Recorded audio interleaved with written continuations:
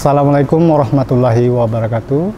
Bertemu kembali bersama saya Faisal Mutakin, dosen manajemen Fakultas Ekonomi dan Bisnis Islam IAIN Bengkulu. Pada kesempatan ini saya akan menjabarkan tentang konsep manajemen pemasaran. Oke. Sebelumnya buka dulu ini. Sebelum kita memahami apa itu manajemen pemasaran, kita harus tahu dulu apa yang dimaksud dengan manajemen. Adik-adik mahasiswa pasti semuanya sudah pegang handphone di tangannya. Coba kalian cari di Google apa itu manajemen. Oke. Oh ya, dalam mencari sesuatu di Google, kita harus tahu kata kunci. Jadi kata kuncinya adalah pengertian dari manajemen menurut para ahli. Itu yang benar. Jadi tidak semua informasi yang ada di Google adalah benar. Jadi coba kalian cari pengertian manajemen menurut para ahli. Oke, baik. Ini saya juga coba cari ya. Jadi, manajemen menurut para ahli. Salah satunya yaitu menurut Griffin. Jadi manajemen adalah sebuah proses perencanaan,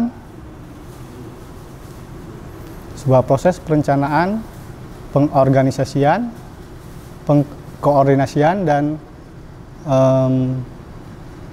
pengevaluasian dalam mencapai sebuah tujuan organisasi atau individu. Oke. Jadi intinya manajemen adalah sebuah proses menjalankan fungsi. Yang pertama yaitu fungsi planning, yang kedua yaitu organizing, yang ketiga yaitu coordinating, kemudian keempat yaitu evaluating, untuk mencapai sebuah tujuan tertentu, baik tujuan itu untuk individu maupun organisasi, baik itu tujuannya untuk laba maupun untuk non laba gitu. Jadi setelah mengerti manajemen, baru kita ngebahas tentang manajemen pemasaran. Manajemen pemasaran adalah sebuah ilmu yang sangat universal. Jadi kita semua di dunia ini tidak bisa lepas dari yang namanya pemasaran. Jadi pemasaran itu sebuah ilmu yang sangat universal. Semua orang itu mengalami proses pemasaran, baik sebagai subjek, baik sebagai objek, gitu, baik sebagai konsumen atau produsen, itu semuanya terjadi di kehidupan kita sehari-hari. Gitu. Oke, materi kita yaitu manajemen pemasaran. Pertama saya mau memberi informasi bahwa buku pegangan untuk manajemen pemasaran adalah Manajemen Pemasaran Jilid 12 atau edisi terbaru yang diterbitkan oleh Philip Kotler dan Keller. Itu ada versi bahasa Indonesia, ada versi bahasa Inggris. Sebaiknya kalian baca bahasa Inggris dan bisa menerjemahkan sendiri, atau bahasa Indonesia juga boleh gitu. Dan buku manajemen pemasaran itu sebenarnya sudah, kalau cari di Google lagi, itu sangat banyak sekali gitu kan, dari orang Indonesia, dari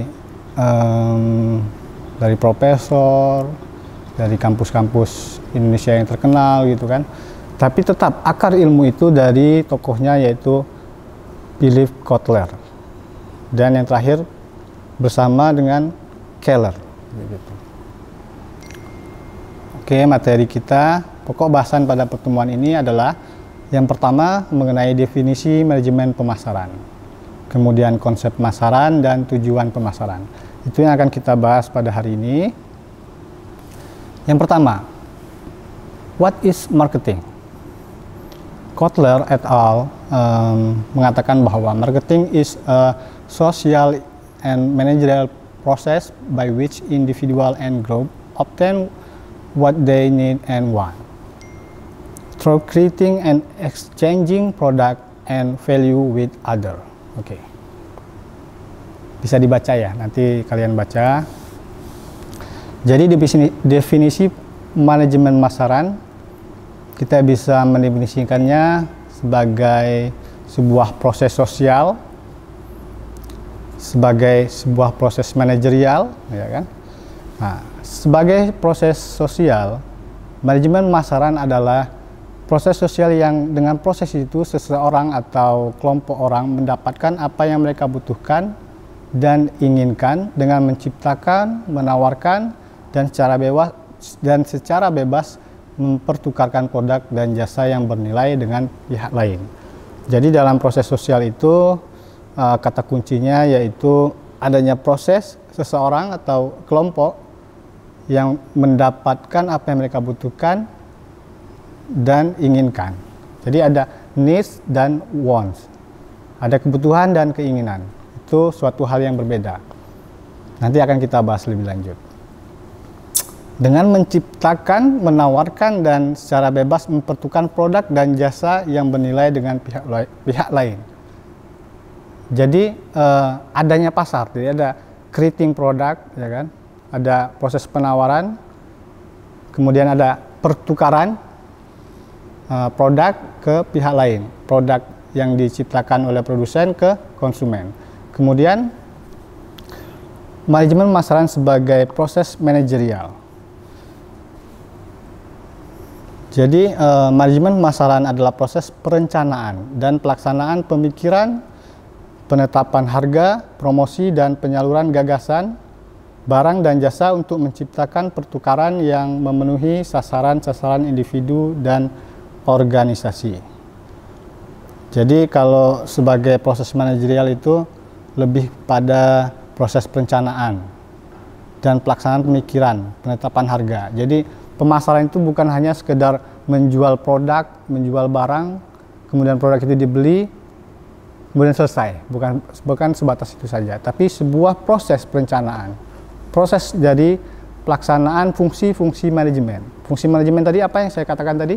Yang pertama yaitu perencanaan, planning, kemudian ada pengorganisasian, kemudian ada koordinasi, kemudian ada evaluasi. Proses evaluasi misalkan, apakah produk itu disukai? Apakah konsumen akan membeli kembali?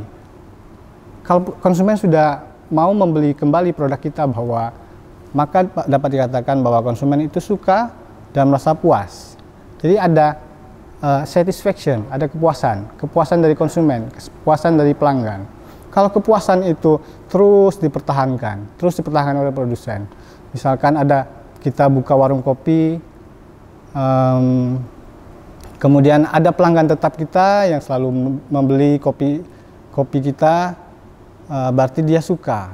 Dia tidak akan kembali membeli ke tempat lain atau kafe lain. Itu tingkat kepuasannya sudah sangat tinggi, kemudian terciptalah sebuah loyalty atau kesetiaan pelanggan. Jadi itu jadi manajemen pemasaran itu sebagai proses manajerial yang dimana tujuan akhirnya yaitu kita menjalankan proses manajerial, fungsi-fungsi manajemen itu meng-create dari pemasaran tadi, yaitu memenuhi kebutuhan dan keinginan pasar.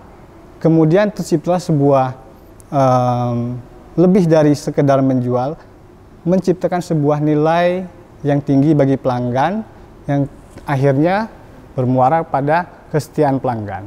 Kesetiaan pelanggan muaranya kepada keuntungan atau laba perusahaan. Jadi itu pemasaran kita pahami lebih luas, bukan hanya sekedar menjual produk. Mungkin teman-teman mahasiswa sebelum memasuki materi ini, sebelum masuki kelas ini berpemahaman bahwa pemasaran itu, marketing itu hanya sebatas sales atau sales yang jalan-jalan menjual produk. Kemudian selesai menjual, udah nggak ada apa-apa gitu kan, tugas saya selesai. bukan itu. Jadi manajemen pemasaran itu bukan sekedar salesman promotion gitu kan, promosi penjualan, tenaga-tenaga sales, itu hanya bagian kecil dari teknik pemasaran. Jadi sangat beruntung sekali kita yang mempelajari manajemen pemasaran ini, biar kita tahu apa yang dibutuhkan pelanggan, bagaimana menarik minat pelanggan untuk membeli produk kita, bagaimana membuat pelanggan itu cinta produk kita, setia pada produk kita, tidak pindah ke lain hati. Benar, itu akan kita bahas. Itu semua ada teorinya, ada tekniknya yang diajarkan dalam manajemen pemasaran. Contohnya ini, di sini ada produk minuman, semua pada tahu, ya kan? Ini sebuah produk minuman kemasan yang tingkat brand equity-nya sangat-sangat tinggi, sangat-sangat tinggi. Jadi value-nya mulai dari brand itu sangat-sangat tinggi sekali. Sampai sekarang pun belum ada yang bisa menandingi. Bahkan kalau kita mau cari minuman, kita sebut brand ini ya kan, gitu kan. Padahal yang kita beli bukan brand ini. Itu salah satu contoh sebuah keberhasilan seorang pemasar dalam menjalankan strategi manajemen pemasaran, gitu. Jadi nggak sekadar menjual saja, gitu. Oke, lanjut. Kemudian kita lanjut ke teori ruang lingkup pemasaran. Jadi ruang lingkup pemasaran itu adanya pertukaran, exchange, dan transaksi. Pertukaran itu sebagai konsep inti marketing, yaitu proses mendapatkan suatu produk yang diinginkan atau dibutuhkan dari seseorang dengan menawarkan sesuatu sebagai gantinya dengan kondisi satu, terdapat paling tidak ada dua belah pihak, ya kan? Setiap pihak mampu berkomunikasi. Nah, itu kalau teori bisa kita baca, ya kan? Nah, itu sudah jelas. Jadi ada pertukaran, ada transaksi, ada kedua belah pihak. Nggak mungkin satu pihak, ada dua belah pihak atau lebih, kayak gitu. Kemudian ada transaksi. Transaksi ada kesepakatan, ada akadnya. Oke, saya suka produk ini, saya beli produk ini, kayak gitu. Oke, ruang lingkup pemasaran yang selanjutnya, apa yang dipasarkan? Apa yang dipasarkan? Yang pastinya ada produk yang dipasarkan, yaitu goods. Ini itu barang. Goods, barang yang secara fisik yang banyak dibutuhkan dan dapat di-create atau diproduksi atau dibuat. Jadi dan barang itu berwujud. Nah, ini contohnya barangnya ini, produk minuman Aqua, gitu kan. Kemudian yang kita pasarkan yaitu service atau jasa. Ya, jasa itu sebuah produk services, ya kan, produk jasa. Misalkan, jadi kalau jasa itu dia lebih sebuah produk barang yang tidak berwujud. Misalkan jasa konsultan itu tidak berwujud, kayak gitu. Kemudian jasa penginapan, hotel, hospitality, ya kan, itu sebuah produk yang akan kita pasarkan, yang harus dipasarkan. Kemudian juga yang kita pasarkan juga produk event, ya kan, atau pertunjukan, konser musik, ya kan, atau pertunjukan sepak bola, gitu kan, Real Madrid dan Barcelona, itu kan ratingnya tinggi. Itu contoh sebuah pemasaran yang sangat berhasil, gitu kan. Jadi kalian juga jangan berpikir nonton Real Madrid dan Barcelona itu, wah, itu kayaknya bagus sekali gitu. Sebenarnya itu di baliknya ada pemasarannya, gitu. Ada tim pemasarannya, ada yang tim memviralkannya, ada yang menggaungkan mega bintang, gitu kan. Itu semua ada teknik pemasarannya, ada strateginya kayak gitu. Kemudian yang keempat, experience, pengalaman. Jadi kita juga memasarkan sebuah pengalaman, pengalaman itu bisa dijadikan sebagai produk, ya kan. sesuatu yang dapat memberikan nuansa tertentu kepada orang lain, kalau sebagai teorinya kayak gitu. Misalkan di rumah makan kita bikin nuansa cowboy, jadi kita kemas, atau kafe atau rumah makan kita kemas seperti di nuansa Texas gitu kan. Nah, itu bagian dari sebuah produk strategi marketing kayak gitu. Jadi orang makan atau orang minum kopi terasa di Texas gitu kan, terasa cowboy, itu experience gitu. Kemudian juga ada ide, jadi yang kita pasarkan juga ada ide atau gagasan. Ide dan gagasan ini sangat penting dalam era globalisasi saat ini. Dan mungkin tidak orang banyak tahu bahwa ide gagasan itu sebuah produk, ya kan? Sebuah produk yang dipasarkan, yang distrategikan oleh orang lain. Misalkan ada ide gagasan bahwa produk rokok tidak sehat. Jadi ada gagasan, gagasannya misalkan ditempel di labeling rokok, bahwa bahaya rokok bla bla bla bla. Nah, itu kan gagasannya di awal bahwa untuk mengurangi permintaan, untuk mengurangi demand dari penjualan rokok itu untuk kesehatan masyarakat dunia. Itu salah satu contoh gagasan sosial yang itu juga menggunakan teknik pemasaran. Nah, selanjutnya siapa yang memasarkan? Jawabannya adalah marketer. Siapa yang memasarkan? Marketer. Siapapun yang memasarkan disebut sebagai marketer, bukan sales gitu kan. Nah, sales itu sebagian dari teknik marketer. Jadi siapa yang memasarkan? Yaitu seorang marketer. Marketer itu apa? Itu seseorang yang mencari respon perhatian pembeli, baik melalui suara atau mencari prospek untuk pemasaran sosial kayak gitu kan. Kemudian marketer itu harus dibekali dengan keahlian untuk mempengaruhi, ya kan. Kemudian itu dipengaruhi oleh waktu, level, dan komposisi permintaan untuk mencapai tujuan perusahaan. Jadi tidak hanya sekedar produk jadi langsung dijual, produk jadi langsung dipajang, enggak. Ada hitung-hitungannya dulu, ada analisanya dulu. Jadi itu kemampuan teknik pemasaran, kemampuan yang harus dimiliki oleh seorang marketer. Jadi misalkan kita memproduksi es krim, kemudian kita jual saat hujan, nah waktunya nggak tepat, kayak gitu kan. Atau kita memproduksi film di saat 21 lagi tutup. Nah, jadi kita mau memasarkan di 21 atau memutarnya di 21, itu nggak tepat. Mungkin medianya harus di sosial media atau namanya Netflix atau yang lainnya. Nah, itulah yang harus dimiliki oleh seorang marketer. Jadi siapa yang memasarkan? Ya, pemasar atau marketer. Oke. Kemudian konsep pemasaran. Konsep dasar pemasaran.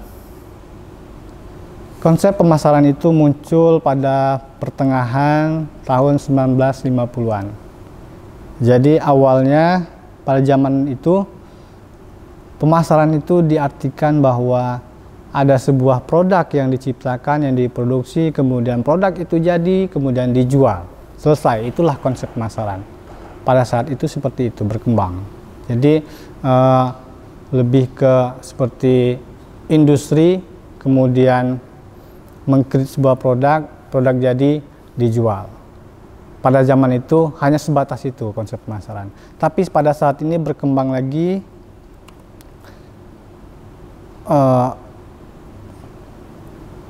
orientasi pemasaran pada saat ini tidak seperti zaman dulu yang hanya fokus pada produk, tapi sekarang bagaimana pemasar itu dapat menciptakan sebuah nilai, sebuah value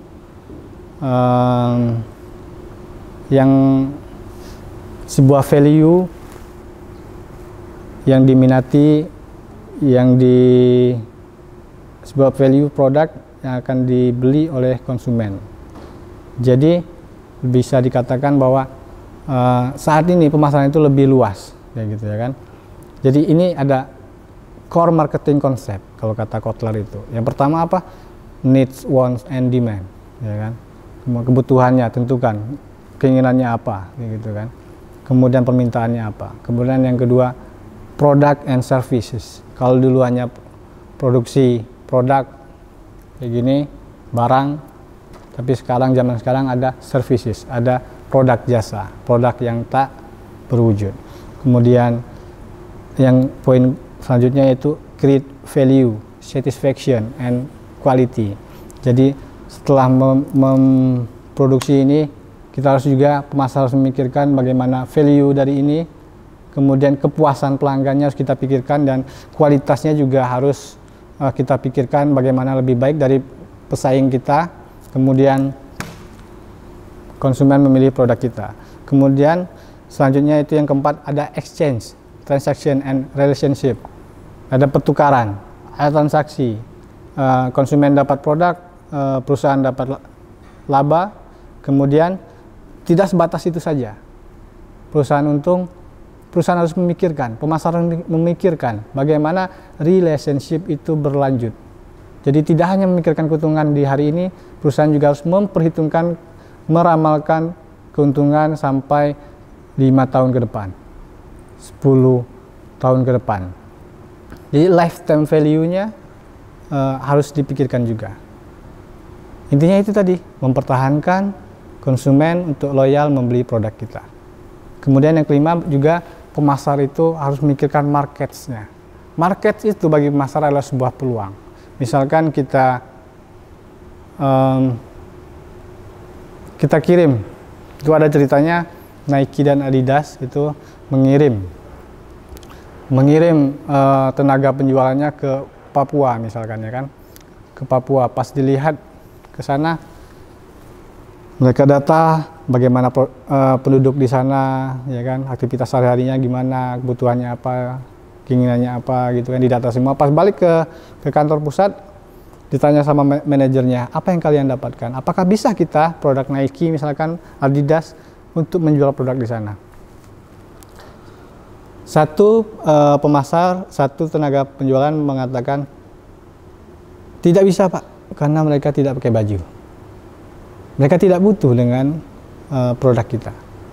Tapi ada satu pemasar lain yang mengatakan, marketnya sangat besar Pak, peluangnya sangat besar. Karena apa? Mereka belum pakai baju, jadi mau tak mau permintaannya pun akan tinggi. Jadi kita bisa menjual di sana. Pemasar yang baik akan memilih opsi yang kedua tadi, bahwa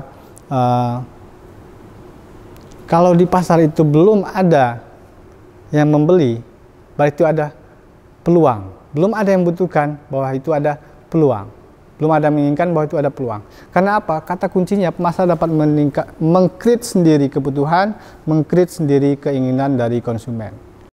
Gitu. Ya, contohnya sekarang kalian, zaman mungkin 20 tahun yang lalu, handphone tidak ada yang berpikir bahwa kita sangat butuh setiap hari. Tapi oleh seorang pemasar, di-create ini sebuah kebutuhan. Sekarang menjadi kebutuhan pokok. Dan semua orang membutuhkan handphone. Benar kan? Kemudian ada juga, tidak sekedar handphone. Apa yang diinginkan oleh seorang konsumen? Apa yang diinginkan oleh pemasar? Di-create lagi, setelah kebutuhannya di-create, diciptakan, di-create lagi keinginannya, seleranya. Ada yang mau Android, ada yang mau Apple, kayak gitu kan, iPhone. Nah itu semua adalah perbuatan dari seorang pemasar. Jadi sangat penting kita mempelajari pemasaran ini, biar kalian tahu bahwa bagaimana seseorang harus membeli produk.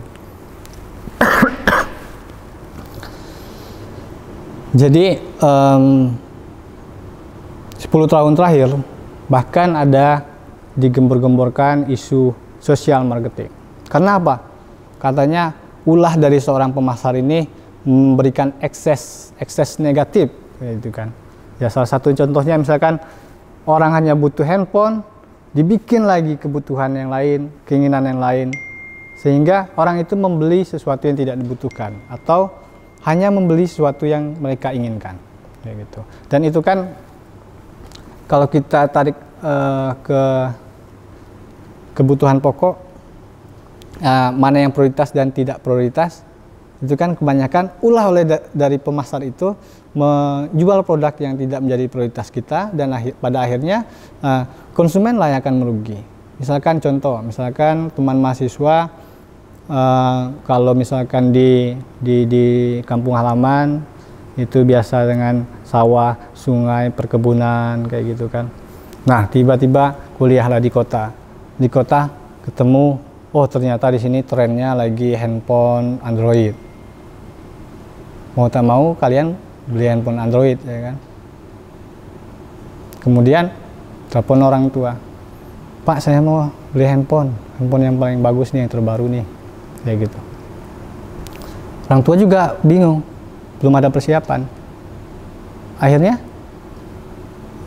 mungkin ditebanglah satu pohon jati, kayak gitu kan. Jadi analoginya dengan menebang satu pohon jati merugikan atau ada efek juga untuk alam, untuk lingkungan sekitar, hanya untuk memberi produk yang sebenarnya belum tentu kita butuhkan, belum tentu menjadi prioritas utama kita. Jadi itu mungkin pertemuan kali ini banyak yang harus saya jelaskan. Mungkin nanti kita sampaikan di lain waktu. Pada intinya bahwa manajemen pemasaran itu ilmu yang sangat-sangat penting, dan karena sebagai ilmu yang universal, yang berkaitan dengan kehidupan sehari-hari. Oke, nanti di lain kesempatan kita akan lanjut pada pertemuan untuk membahas manajemen pemasaran yang lebih detail lagi. Oke guys, terima kasih atas perhatian dan apresiasinya. Jangan lupa tonton terus channel kami YIN TV Bengkulu. Jangan lupa subscribe and like. Assalamualaikum warahmatullahi wabarakatuh.